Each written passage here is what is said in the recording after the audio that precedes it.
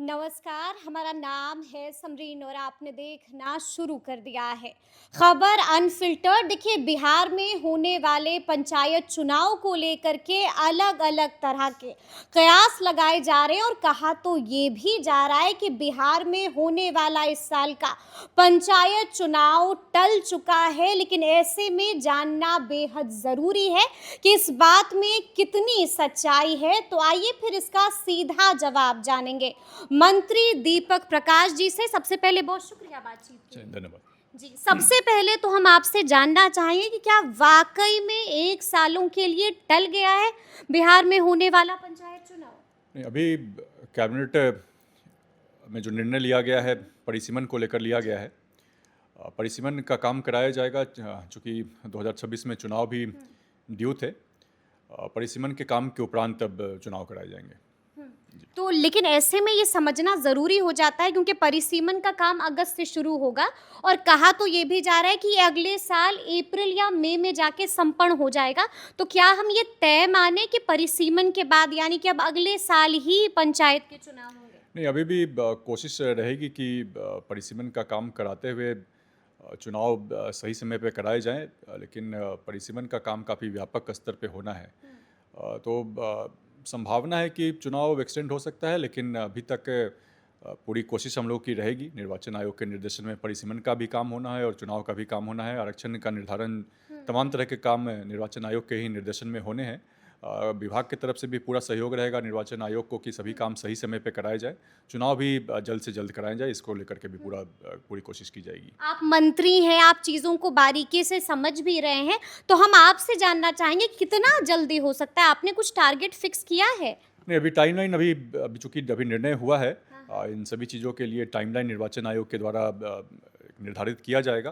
तो अभी अभी मेरे लिए कमेंट करना इसके ऊपर संभव नहीं हो पाएगा। एक बार निर्वाचन आयोग के साथ एक बार हम लोग इसमें देख लेंगे कितना जल्द से जल्द किया जा सकता है।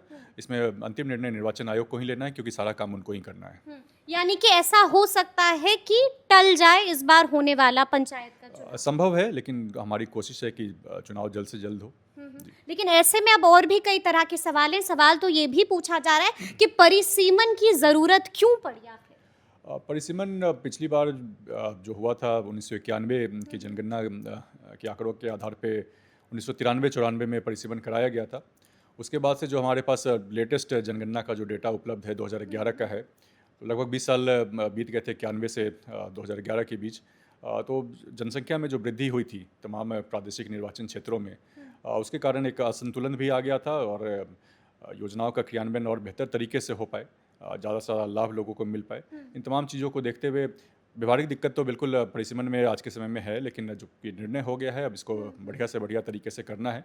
तो तमाम तरह की चीज़ें हैं, लोगों को इसकी योजनाओं का लाभ भी सही तरीके से मिले, जो प्रतिनिधित्व उनको मिलता है वो ज़्यादा से ज़्यादा संतुलित हो पाए। क्योंकि अलग अलग क्षेत्रों में जनसंख्या की वृद्धि भी समान नहीं थी। अलग अलग क्षेत्रों में जो मानक तय किए गए हैं जनसंख्या को लेकर के, वो भी मानक से काफ़ी, वास्तव की स्थिति काफ़ी अलग हो गई थी। तमाम चीज़ों को देखते हुए परिसीमन कराया जा रहा है। यानी कि यही वजह है कि सम्राट सरकार ने परिसीमन कराने का फैसला लिया है। जी। तो ऐसे में हम आपसे ये भी जानना चाहेंगे, इसका फायदा मिलेगा ना परिसीमन का? जी, जी, बिल्कुल फ़ायदा मिलेगा। क्षेत्रों की संख्या बढ़ेगी, लोगों को बेहतर तरीके से प्रतिनिधित्व मिल पाएगा, योजनाओं का क्रियान्वयन बेहतर तरीके से हो पाएगा। जो भी योजनाएं चलती हैं अलग-अलग जगहों पे चलेंगी, ज़्यादा डिसेंट्रलाइजेशन हो रहा है। तो तमाम तरह की चीज़ें हो रही हैं, जिस सोच के साथ पंचायती राज व्यवस्था खड़ी की गई है, उस सोच को और मजबूती मिलेगी। और आरक्षण रोस्टर को लेकर के क्या कुछ अपडेट है मंत्री जी? अब तो आरक्षण का काम परिसीमन होने के बाद ही होगा। चूँकि परिसीमन होगा तो फिर सभी नए क्षेत्र बनेंगे। कुछ जिस तरीके से भी आरक्षण, उसके बाद फिर हम लोग देखेंगे कि आरक्षण की क्या व्यवस्था करनी है। तो आरक्षण की भी व्यवस्था अब पूरे नए सिरे से होगी, परिसीमन के बाद होगी। परिसीमन के बाद आरक्षण की व्यवस्था होगी और उसके बाद होंगे चुनाव। जी। यानी कि आप समझ सकते हैं कि क्या कुछ प्रोसेस है। तो देखिए, बांकीपुर में उपचुनाव होने वाला है, क्या खबर है बांकीपुर की? आप भी लगातार खबर ले रहे होंगे। जी, जी, बांकीपुर में जनता बिल्कुल केंद्र की सरकार और राज्य की सरकार जो काम कर रही है, माननीय प्रधानमंत्री जी, माननीय मुख्यमंत्री जी के नेतृत्व में, और जो पिछले 20 वर्षों में बिहार में काम हुआ है, उस काम के ऊपर मुहर लगाएगी और एक बार फिर से वहाँ से एनडीए के उम्मीदवार जीत कर आएंगे। आपको लग रहा है कि नीरज कुमार सिन्हा जीतेंगे बांकीपुर? आपको मालूम है ना कि टक्कर किस किस से, एक तरफ रेखा गुप्ता और दूसरी तरफ है प्रशांत किशोर, पिस ना जाए नीरज कुमार। नहीं, कोई टक्कर नहीं है। आप सरकार के काम को देखेंगे, राज्य की सरकार के काम को देखेंगे, केंद्र की सरकार के काम को देखेंगे और पिछले 20 वर्षों में जो बदलाव हुआ है उन सभी चीज़ों को देखेंगे तो कहीं कोई टक्कर नहीं दिखता है। बिल्कुल एनडीए कैंडिडेट की जीत सुनिश्चित है। प्रशांत किशोर लगातार हवा बना रहे हैं, लगातार कह रहे हैं कि इस बार कमल नहीं खिलेगा।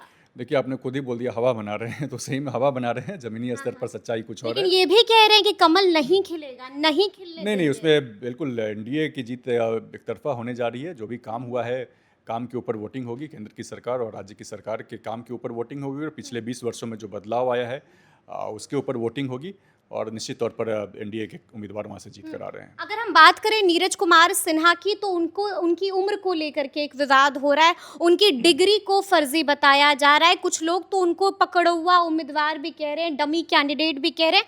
आप क्या जवाब दीजिएगा? जो फर्जी बता रहे हैं उनके लिए राजद वाले बता रहे हैं। नहीं, बिल्कुल वो अदालत जाए, चुनाव आयोग के पास जाए, उनके पास सारे रास्ते खुले हैं। बस बोलने से नहीं होगा, प्रमाणित करे। फिर जनता सभी चीज़ देख रही है, उसका आकलन करेगी और जनता सबसे पहले तो आकलन कर रही है पिछले 20 वर्षों में जो बदलाव हुआ है। केंद्र की सरकार, राज्य की सरकार जो निरंतर काम कर रही है, उन सभी चीज़ों को देखते हुए जनता आकलन कर रही है और निश्चित तौर पर सुनिश्चित है जीत वहाँ पे।